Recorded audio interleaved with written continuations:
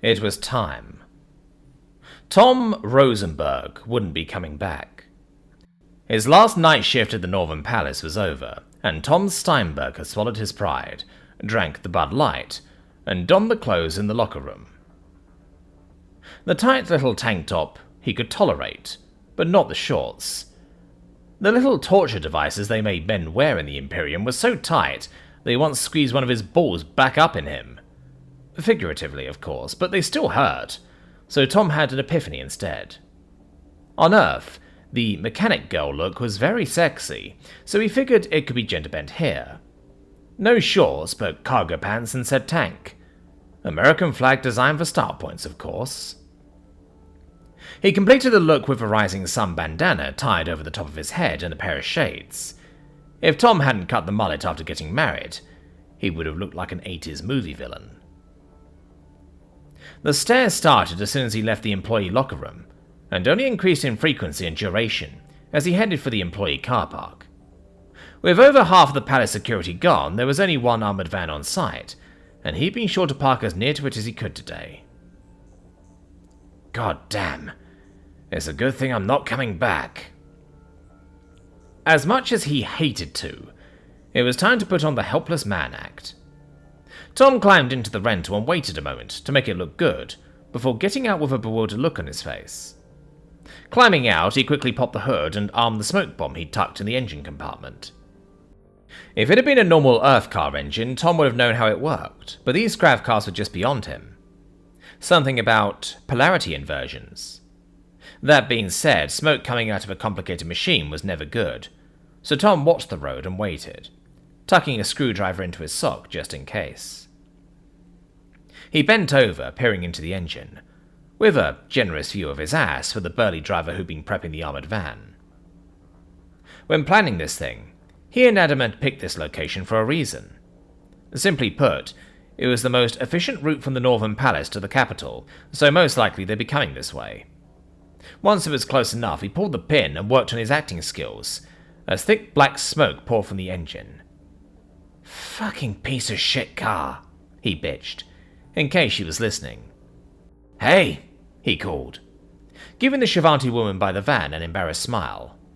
"Man in need of help here. Everyone drop what you're doing." How dim-witted was this driver? He'd done everything but use the shorts. Speaking of which, she leaned down with an eager smile, providing him with an ample view of her cleavage. "Need a lift, sweetie?" Tom gulped. "Yeah. Fucking car. I think it's got a blown redundancy converter." He gestured wordlessly at the smoking engine. "No service either. Could you give me a lift into town? Please?" Yes. The helpless act didn't come naturally, but he could bullshit with the best of them. "I'd love to, because I'm going all the way to the capital, but I can't. VIP passenger duty." She shrugged reluctantly. "If she knew you were in there, I'd have the deeps to pay." "Nobody will know, I promise." Damn. If Avi ever knew the things he did to put food on the table, she'd kill him. Twice. We could have all kinds of fun if you know how to keep quiet. The driver opened the door and patted the passenger seat. Bench seating. Nice. "Hop on in, Pluver." And with that, Tom swallowed his pride further and got on board, forever mindful of the screwdriver in his sock. "Ain't you just a tall glass of blue grail? Let's get cozy." The driver was already flexing her pecs. "I'm Bobala." "Of course you are." Tom groaned inside at that attempt at a pick-up line, but winked back. Her hand was already sneaking over to his thigh, and he prayed their target would get in soon so they could literally get this show on the road. The best way to hijack a car was to already be in it, but it was going to be a long ride. 50 miles south of the Northern Palace, it was easy to feel close to the weather. For a day this close to Efrovi, it was a typical Highland morning. Its breeziness was nothing particular. Like an unsatisfactory lover, it was there, so you couldn't complain, but it was nothing original. Given how easily the weather could actually turn into freezing rain, no one dared to. At least, not after Adam stopped calling it bracing. Sel looked over their cover and sighed with feeling. This sucks. But tell us what you really think, Slip snorted, as she checked her sight lane for the 10th time. At least you get to dig in close to the road. I'm stuck 600 meters out in this, and I've still got to keep a line of sight for all this junk.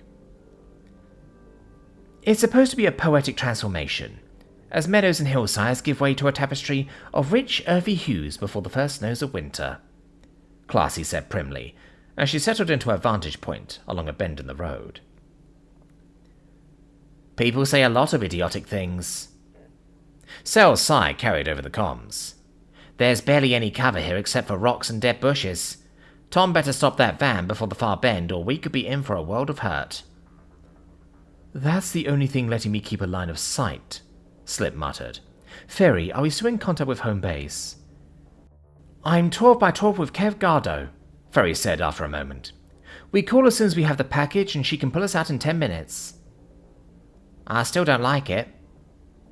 Sel braced herself into a rocky outcropping and checked her rangefinder. If the palace deploys, they're going to be on us in less than that. They'd have to deploy by air, and the palace doesn't keep those kind of assets. Classy found herself shaking her head, though her nearest wife was over 50 meters away. She sighed and shook it anyway. If they send an air car, we have more than enough firepower to take it down. They'll come by road. Probably. I'm in position. Sel came back over comms. You're putting a lot of stock in this Moifel character, Classy. I like the option more than attacking the palace, Classy said after a long moment. Adam has the firepower to stop the APC if Tom doesn't get the job done. I still want to shoot that later, Sel whispered, though it carried over their short-range comms perfectly. It's not fair I have to be all the way out here on Overwatch. Come on, ladies, I drew the short straw. Adam broke his silence. Besides, I'm the most familiar with this thing. Of course you are, it's a human weapon, Slip groused. It's still not fair. I want to shoot it next time. You can have a go later, Slip, Adam came back. Besides, the best outcome is for Tom to stop the APC from inside, so I won't have to shoot it. Worst case, I can crater the road if we have to stop them. Just as well. If you hit the cabin with that thing, we'll be scraping Tom off the insides. Slip sighed again. I hate waiting. Just be thankful that Minister Lorem was willing to call her into the capital for a face-to-face meeting, Classy said primly. It's the one order Zariva can't refuse, and I'm glad not to have to dig her out of the palace. I suppose. At least this way is a straight extraction, Ferry said thoughtfully. We probably need most of the ship to deploy, and it would be messy. And my aunt would kill me, Classy muttered. Silence fell over the quintet, though it was too early to go into communication silence. High overhead, the cargo lifter their crew had hired for the op was idling under the horizon, and the sun was growing higher on the horizon. I really hate waiting, Slip muttered. You just know Steinberg's probably having the time of his life. Tom Steinberg was not having the time of his life. Over the last 40 minutes he'd been poured at all over, and that wasn't counting before the drive started. Currently, he was trying to lean away from a set of sausage-like fingers, trying to worm their way inside the armholes of his shirt. Seriously, what was with the Chauvantier men's chests? It wasn't even like there was a set of boobs to play with. If there had been, Tom might have understood. But there wasn't, so he didn't. How about some music? I just love music. Tom felt sickened by the false bubbly attitude as he flipped through the various channels to find his favourite. Most of it was classical cliff singing, or the alien equivalent of pop tunes, but every so often... Mind if I turn on the radio? Good morning, Creantori! A chorus of screams and swears and sensor beeps erupted from the radio. You're listening to Radio 666. Yes! If Tom was going to get molested, well, molested more, at least there'd be quality programming. Far from simple entertainment, the last thing Tom needed was for someone to hear what came next and call the authorities. What's a boy like you doing listening to that junk? The driver changed the channel right as the song started and began feeling Tom up again. It reminded Tom of when he was in college. He'd taken his girlfriend at the time out to a bar he'd heard about. Nearly from the second they walked in the door, some guy kept muscling in and hitting on her, filling her up. Every time Tom had stepped in, he'd been angrily rebuked or straight ignored, like he'd been the one at fault. Then the guy tried taking her off to the bathroom. Tom had grabbed him by the shoulder and been repeatedly beaten with a bottle for his troubles. Cops had been called. Nothing had happened to the girlfriend, thank God. But right about now, Tom figured he finally understood how she'd felt. Swallowing his disgust, he reached out suggestively, unlatching her safety belt and teasing along her leg as she rounded the bend. And the way he felt as greasy-ass fingers tried sliding into his pants was not a good feeling. What felt good was them finally arriving at the extraction zone, and when she rounded the bend, it was a real relief to slip the screwdriver out of his sock and jab it between the driver's ribs. Or try to. She saw the blow coming and swerved, the strike going wide as the van lurched hard to the right. "You little stiff!" The driver tried grabbing for Tom, but he squished as far as he could to the far wall and swung again with the screwdriver, tearing a gash down her arm. He jabbed a third time, but the driver grabbed his arm and slammed it against the windshield. Slip peered down the scope of her sniper rifle as the van rounded the bend and headed up the straightway toward her position. "He isn't stopping." "He'll stop. Just give him a minute." Adam came back, but he drew a bead on the road with the javelin on his shoulder, flipping it over to line of sight mode. The heat round would turn the cabin into so much scrap, but the armored rear containing their target would survive. Probably. The van sped down the straightway, slamming into one of the granite revetments that lined the road before careening back to the other side. "See? He's working on it." "It still isn't stopping." Ferry watched as the van sped past her position. "They make that bend and we're going to lose them." "You worry too much." Adam sighted down at the road, ready to take the shot. At the speed the van was moving, cratering the road would probably spin the thing straight into the stone wall or one of the boulders lining the road, the wreckage smashing everyone inside. He's probably just showing off. The driver was big. That wasn't saying much. Shuvati women were, but the point was driven home as a hand wrapped around Tom's entire head and slammed his face into the radio. Again. He had a brief moment to realize just how big his driver was and exactly how cramped the van's cabin was. If this went on for much longer, it would be a lot worse than missing the extraction. He'd be in real trouble. "Ow, fuck!" Tom dropped the screwdriver and scrambled for it, but the driver's hand shot out again, smashing his face against the dash. Pain flared along his skull as she pulled him back, ready to slam his head into it a third time. The vehicle swerved dangerously as she did, and Tom reached for the steering wheel. But the driver ground his face along the dash, not letting go. Amusingly, the station changed every time his blooded face hit the on-the-screen. Plastic shards lodged in his face as he reached out and punched her wounded arm, right in the elbow. One punch to straighten it, then, with all his might, another to hyperextend, maybe even break it. And nothing. Well, not nothing, it pissed her off.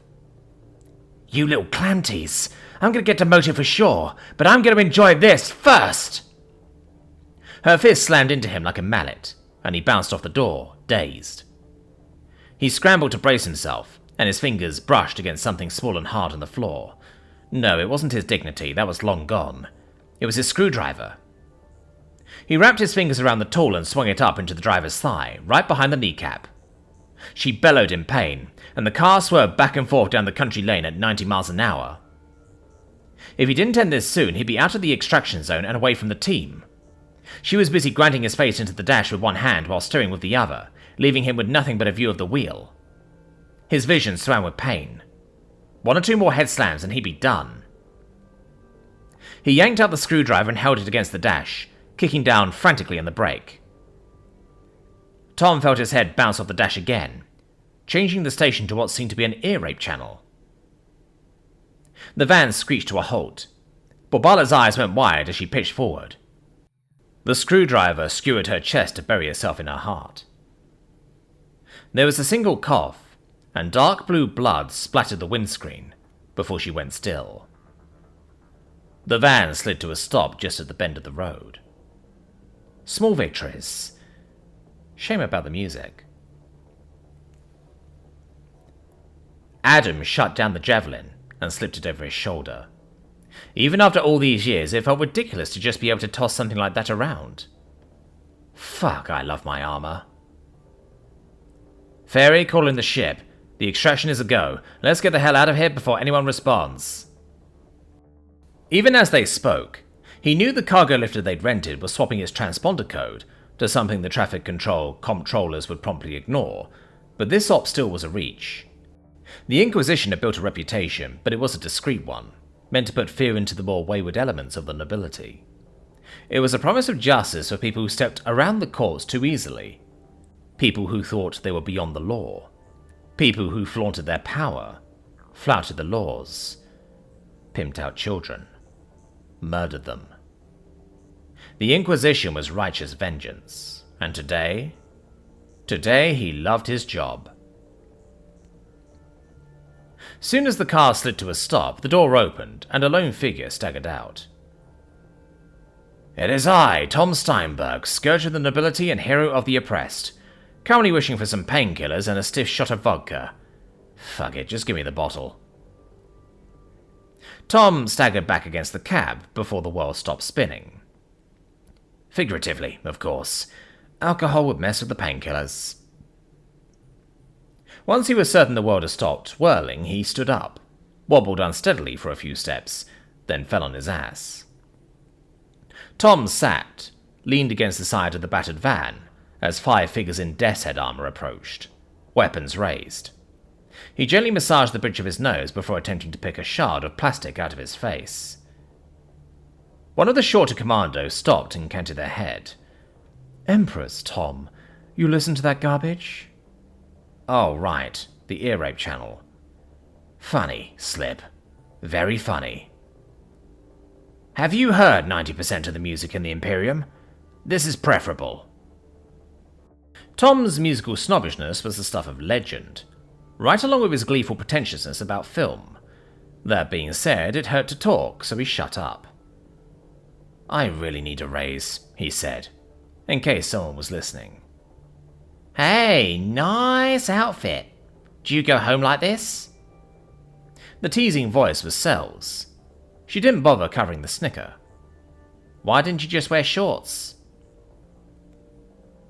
The operations room of the Northern Palace wasn't quite the state of the art, but it was close. The equipment was good, and the women on duty were certainly capable of exerting command and control over its functional area. That included the grounds of the palace itself, and a substantial body of the scrublands beyond. There was only one road in, and air traffic tended to be minimal. Work teams had already brought the palace's C2 back online after the shell's festivities. Getting rid of the smell might take longer, but such was life. Arisa Moifal stared at the office of Kadira Sariva from her desk in ops and considered her future. A transfer would be her last-ditch effort to get out of this place, and even then, Zariva would go out of her way to ruin her future. There was no way out of it, and her future loomed before her with crystal clarity. The team of paramedics would be working their way into the hospital even now, able to sidestep any security because they were staff. They belonged there. They were there to kill Kalera, and once that was done, Moifal knew she would be damned. Zariva would have her as her creature for the rest of their lives, presuming one of them didn't end the other. Moifal looked at Zariva's door and knew that wasn't a game she could win. They were both highly trained, but any contest between them wouldn't be a knife fight in some dark alley. Zariva had rank. She had the air of a princess. She had all the advantages, and she'd use them without hesitation. What had Agent Davari said? The memory was still fresh. There's no outcome in the universe where that goes well for you. The woman couldn't possibly have been more right, yet still have no idea. Agent Moifal? One of the techs working ops called out, breaking Moyfal out of her bleak reverie. "Ma'am, Agent Zareva's transport has come to an unscheduled stop and I can't raise the driver. Should I put in a call to the agent?" Moyfal pulled herself out of her chair and walked over to step behind the tech, looking over her shoulder. She had just enough time to take in the situation when the radar tech called out. "Agent, we have a fast mover coming into our airspace. Ma'am, their transponder isn't coming up." Agent Devara's words floated to mind. "We'll need someone inside when the time comes. I'm giving you a chance to consider where your loyalty lies." "Agent, do you want me to call Central for help? We can dispatch the death's heads in. All stations, secure from operations. This was a drill." Orisa Moyfal stood up and brushed down her uniform casually. "Agent Zareva wanted to test our readiness after the shell's mishaps, and you all performed admirably. Secure from stations and grab some tea, ladies. You just earned good marks on your performance appraisals for this quarter." "Ma'am? Are you sure?" The tech working comms looked up at her tentatively. It wasn't a bad question, as a training exercise should continue to follow through with a response. "Grab some tea, you'll be getting good marks, instead of joining the cleaning crew in the ballroom." Orisa Moyfal beamed down at the girl, as the weight of the universe lifted from her shoulders. It's all just part of the process. "Yes, ma'am." The implied threat of joining the cleaning crew motivated the woman, and her fingers flew to secure her terminal. "You sound just like Agent Zareva." "Do I?" Even down in ops, there was a telltale hint of the banquet in the air that the scrubbers couldn't get out. Maintenance was standing by their work on the air filters and said it was just psychological. Just now, the air smelled perfectly sweet. And she had a text to send. Well, I'll never make that mistake again. Yn'dara Zareva suspected what was happening as soon as the battered van shuddered to a halt. After checking over her uniform and stepping out of the van, she knew. They were miles from anywhere. Dispatch would record everything from the vehicle's transponder, but the 5 figures in Death's Head armor bearing down on her with drawn weapons gave the show away. There were only 2 options, but the commandos didn't have the markings of the Northern Palace, and Orisa Moyfal didn't have the pall. Sort of that, didn't we? Her inner voice, an inner voice, echoed through the halls of her memory palace, the discordant voices within sounding like an angry chorus. She shook her head, dismissing them like naughty servants. Now wasn't the time. "We live or die now, so be quiet." "The Inquisition, I presume?" Yn'dara kept her hands low as she stepped clear of the car. A battered human stepped from the driver's cab, weaving unsteadily, sealing her convictions. She turned back as the closest figure arrived and cantered ahead jauntily. The shortest figures were still clambering out on the road, one with a sniper rifle, while the other carried something that looked primitive but dangerous. Riley Tonhari Kotesu, and their husband, Adam McGuinness, then that meant Princess Yn'dara, which meant Minister Raylan. Her summons to the capital was all a charade. "As you can see, I'm unarmed." "That's cute," the faceless commando said, looking down the sight of her laser rifle. It seemed over the top, but it made a point all on its own. "You seem to think we care." "All this seems a bit too much to simply kill me," she shrugged. There was the whine of an engine in the air, steadily growing louder. The extraction vehicle. Being on it would be better than being left dead in the ditch, and she picked her words with care, glancing at the human and letting her eyes rove over his chest. There was blood on his hands. Her driver was dead, or would be soon, then. It was no loss. "If you only wanted me dead, you wouldn't have put a plant in my van." "That's rather complicated," another commando said as she arrived. The answer was more eloquent. Yn'dara, then? The odds seemed favorable. "I think you'll find I'm rather good at rather complicated." Yn'dara Zareva nodded once, her manner carefree, as she looked at the transport sliding through the crisp morning air. Let's talk. Being alive to talk was always preferable to the alternative. Prelis Gustrin reflected on her circumstances as she flashed her badge at the guard in the Imperial Wing, making idle chatter with her podmates, Tanya and Yn'dara, as if they hadn't a care in the world. The thing about evil was that it was paid with harmless vices, things that shouldn't spiral out of control. Paramedics made lousy money, and at first it had been harmless. One of the Imperial family retainers they'd met during a visit, offering a sweetener for news on the family. Just something special so they'd be the first to know if anything went wrong. A sign of heartfelt appreciation that allowed her and her 5 co-wives make a better home for their husband. It had been too good to last. The whole deal had gone bad once the call came in to cover up news about that bitch at the academy. It had been one thing to linger in the area for a call, but there was a difference between bringing in a live patient and what that had turned into. That was when the hook had been set, and they all knew it. Betraying the royal family wasn't just losing the job you needed, it was treason. It could easily mean the death sentence, and their handler had made certain they knew it. It didn't matter that they'd been the one paying the bribes, extortion money, whatever it had turned into. People like that never face justice. Even if she could ever put the woman in a lineup, it would never come to that. They were screwed, and this action would give their souls to the Deepminder with no prayer for redemption. They all knew it, but what choice did they have?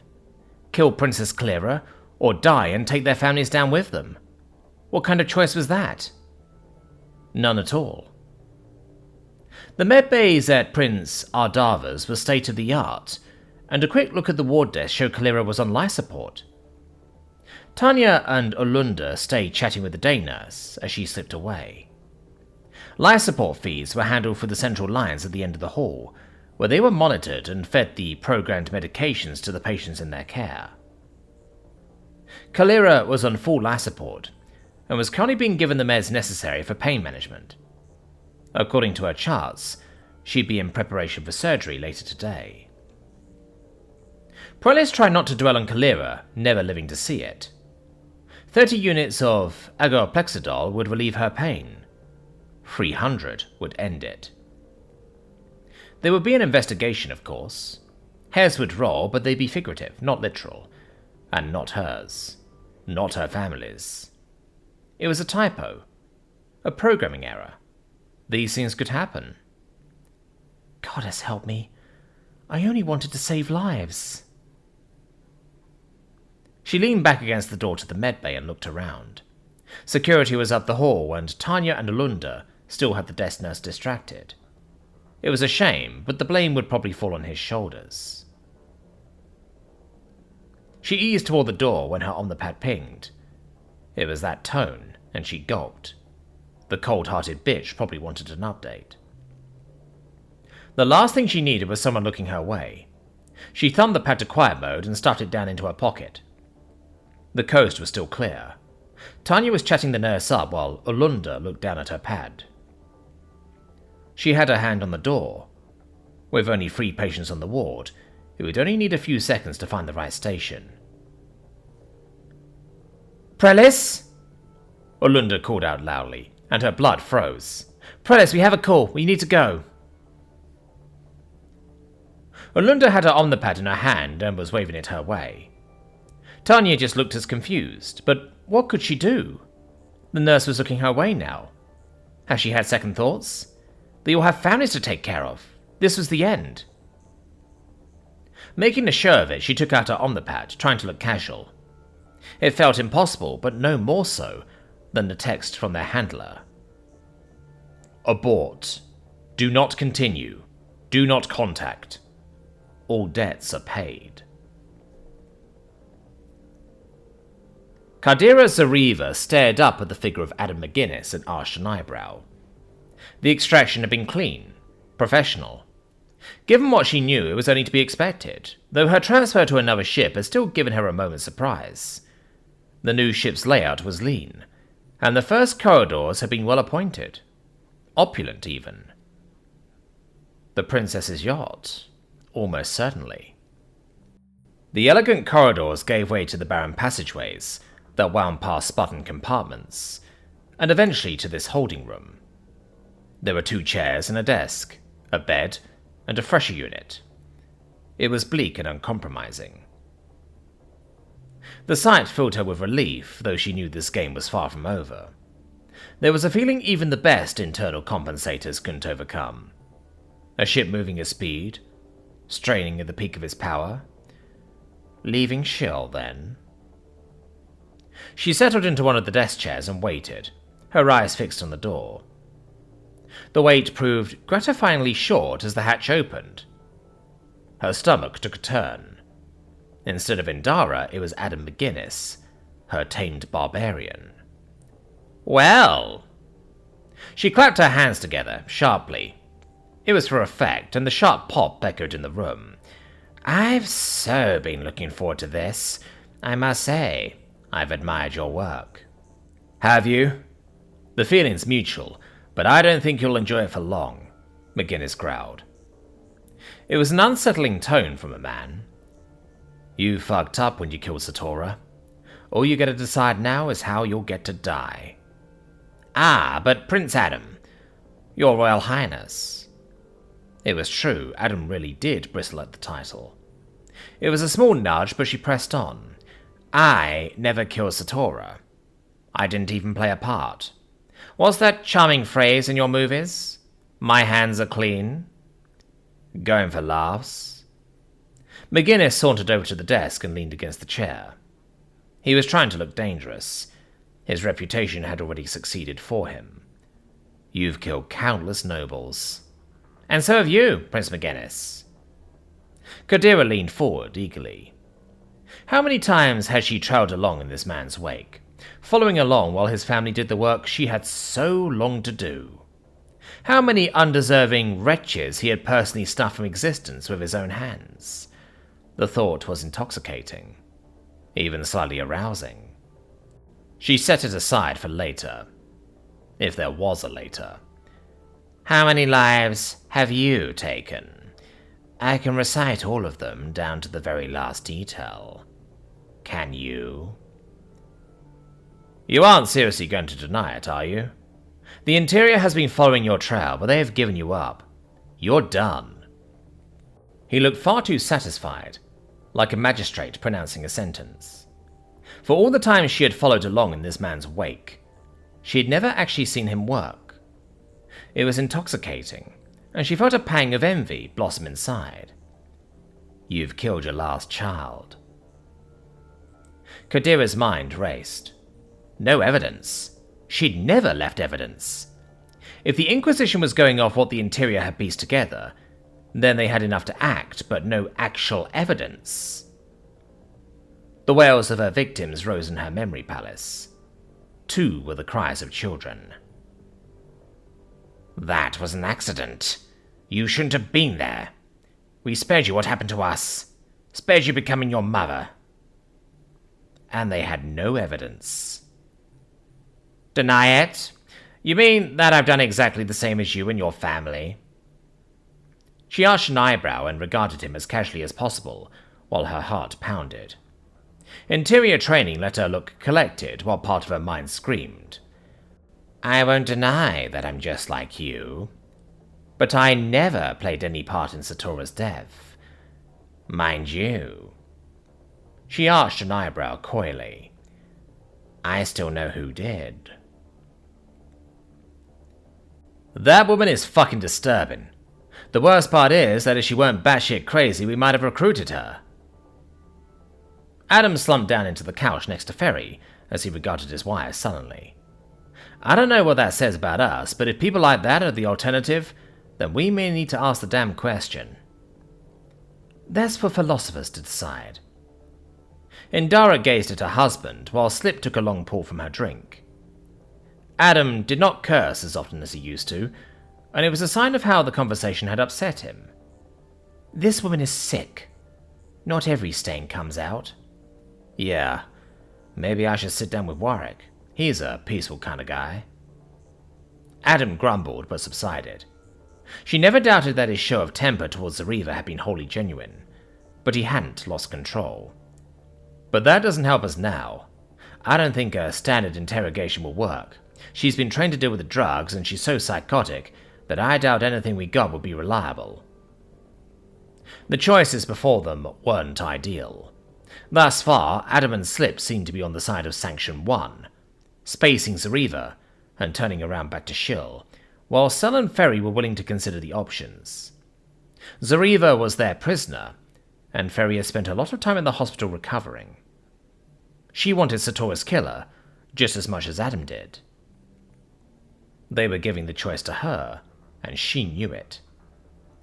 As much as her co-wives had adapted to her life, and Goddess knew that had been difficult for each of them after their own fashion, they had made the effort to be a part of her life for so many years. Now this was a matter of family again, and, consciously or not, opinions had left the matter in her hands. As much as they all loved Satora, this was still a matter of blood. Very well. Yn'dara bowed to the inevitable with grace. I'll speak with her. Kadira Zariva hadn't expected a wait. Not that there was a clock in the wall or a convenient omnipad, but there would be the time for Prince Adam to storm off and throw a fit with his wives, time for them to calm down their husband. Given he was a human, that would probably take some time. A bit extra, since he was also a proficient killer. A bit less, since they were as well. Then there would be plans, decisions made. Accusations? Possibly. Throwing the poor man into a moral dilemma hadn't worked very well, but he was fixated on children. Possibly because he had none? Did that matter with humans? Did it matter to his wives? How much of their lives was a fiction for public consumption? Certainly, in the end, it would all come down to... The hatch began to crank open, and Kadira stood up, a picture of dignity, as the tall and lithe figure stepped through and closed the door. Overpowering her would have been pointless. There was nowhere to run. Besides, it lacked gravitas. Your Royal Highness. Princess Yn'dara Tassu, fourth, possibly third in line for the throne of the Shivanti Imperium, stepped through the door, regarding her coolly as she took the chair her husband had spurned during his visit. We're already acquainted with one another, but since you want to stand on formalities, you may be seated. Kadira bowed her head once and sat at attention. It was only polite. She'd worked her adult life to purge the nobility of the useless, feckless dilettantes that made up so much of its ranks like a hidden rot, as well as the twisted and greedy woman that ruined it far more visibly. But still, some women deserve their place. For all the trouble she'd taken to project her image as a playgirl of the galaxy, Yn'dara Tassu had earned her title in blood. Kadira approved. Yn'dara's golden eyes were like flames chipped from ice, but her poise was impeccable. My husband is upset with you, but you claim to have something to trade for your life. You have the power to set me free on a planet of my choice, Kadira supplied, keeping her tone respectful. We wouldn't want to press the princess, would we? My life, in exchange for information on who killed Satora. That won't be happening, but he mentioned your suggestion. Yn'dara arched an eyebrow delicately. The options for your future look bleak. Very well, I have another suggestion. It might not be as good as the first one, but it's better than nothing. Kadira wanted to lean in eagerly, but kept herself at attention, giving away nothing. Would you care to hear it? Yn'dara folded her hands, cocking her head elegantly. Her eyes feigned disinterest, but still. You can be assured you have my interest, although that could prove fleeting. There were rumors you don't always kill your quarry. And I know. Some of them just disappeared. People who are useful enough to live or too inconvenient to kill. You set me down safely off this ship and give me my life. Kadira looked Yn'dara in the eyes, and her lips nearly quirked into a smile. You want hard information, and clearly only I can supply it. My life, and some hope for survival, is the price. You seem to have forgotten what a poor bargaining position you're in. Yn'dara demurred from making an actual threat, though the implications were clear. My husband would call it piss poor. While graphic, there's certainly something in what he says. If you kill me, you'll be in the dark. Possibly too late for your cousin. Or possibly not, if the paramedics had done their work. It was too late to know, but if Clara was dead, word would arrive before this ship left the system. It was a thin reed of hope, but she grasped it as the only one she had. And if I know you can't afford to kill me, how do you think you can scare me into giving the information to you? Interior training is quite capable of extracting information, or resisting. Granted, but there are other ways of persuasion besides killing or threatening to kill. Yn'dara leaned forward ever so slightly, making her point. Yes, that's true, but none of them will hold up without the threat of death behind them. Kadira leaned forward herself, tossing formality aside. Together in this room, there were only the two of them. Two minds set against one another, with her life on the line. Her blood was singing. If you start something, I'll make a point of you having to finish it or call it off. That's an attitude that calls for very delicate judgment on both sides. The princess's smile was grim. Her chuckle could have conveyed anything. In the heat of the moment, women can forget where their best interests lie and let their emotions take over. Besides which, my wives and husband can turn the ship around and start over. We're very good at what we do. If Minister Raylan delivered me up, then we both know that's true. Which means I have to hold firm enough to tie you up, but not provoke your family's collective judgment enough to kill me. Kadira regarded her options. You want Satora's killer, and the proof to make it stick. That has to mean something, even to the Inquisition. And I'm a sure thing. Kadira Sariva regarded Yn'dara Tessu as the princess weighed her options. The royal yacht continued its plunge toward the system's hyperlimit, and what lay beyond.